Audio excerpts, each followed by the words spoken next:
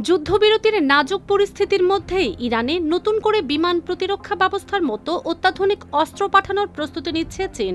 বিষয়টি সম্পর্কে অবগত মার্কিন গোয়েন্দা সংস্থাগুলোর একাধিক সূত্রের বরাতে একটি প্রতিবেদন প্রকাশ করেছে সিএনএন। প্রতিবেদনে বলা হয়েছে, আগামী কয়েক সপ্তাহের মধ্যেই এই সরঞ্জাম পাঠানো হতে পারে। এই খবর সামনে আসায় আন্তর্জাতিক অঙ্গনে নতুন করে উত্তেজনা তৈরি হয়েছে।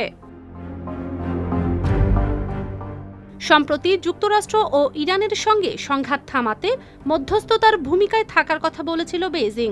সেই অবস্থান ধরে রেখেই যদি গোপনে অস্ত্র সরবরাহ করা হয়, তবে তা পরিস্থিতিকে আরও জটিল করে তুলতে পারে বলে মনে করছেন বিশ্লেষকরা।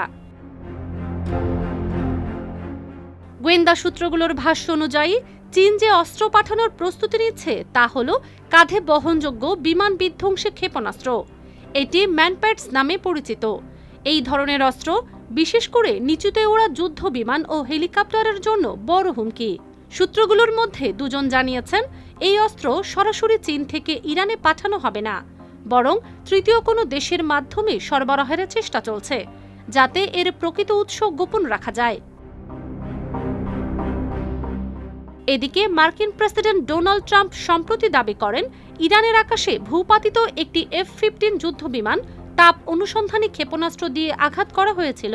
অন্যদিকে ইরানও বিমান ভূপাতিত করতে একটি নতুন প্রতিরক্ষা ব্যবস্থার ব্যবহারের কথা জানিয়েছে, তবে সেটি কোথা থেকে এসেছে তা স্পষ্ট করেনি। তবে এসব অভিযোগ সরাসরি নাকচ করেছে ওয়াশিংটনে চীনা দূতাবাস।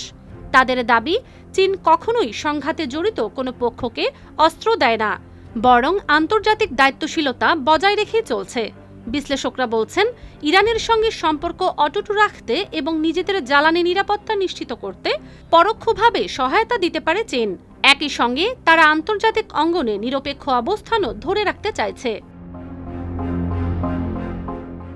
IBTV USA, new York.